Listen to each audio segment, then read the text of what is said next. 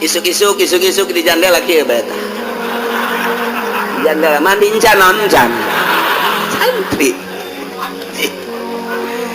neleukeun anu liwat ceknya na kamarana jelema eta ku sararibuk teuing blon ceknya teu percaya ka Allah.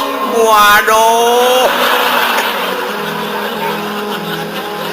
santri geus hebat jasa pokona geus nyahoeun urang lemburna ge bahwa si Asep teh mah santren padahal di pondokna mah tilok ngaji. Datang geus ka ditu 1 tahun 2 tahun mulai geus diustadkeun tad ira balik sia lain diustadkeun tungtung na mendek main bola isin be aing padahal ngaji tilok geus diustad-ustadkeun 3 tahun tad ira balik haju dipermasalahkeun deui diomongkeun di lemburna si eta mah nya masa depanna jakena surem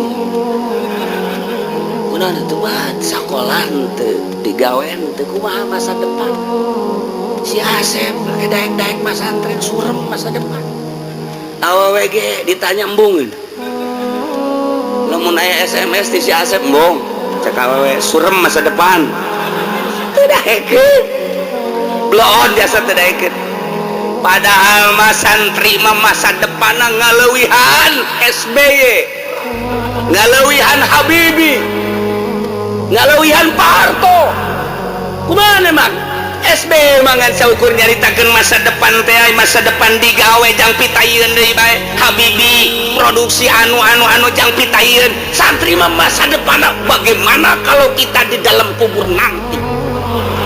Oh, ulah dikira santri masa depan melejit dalam meninggalkan dunia.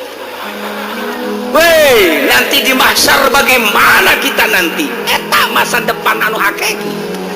Ya, urusan di dunia mah tadi dipimpin ku negara bakal dalahar bae. Jadahar mah neangan sorangan, lain titah kulura. Tapi engke di akhirat. Tuh, si Asep geus mulai ku ari masa depanna geus ka akhirat bae. Merenungnya ngaji tilok non tilok.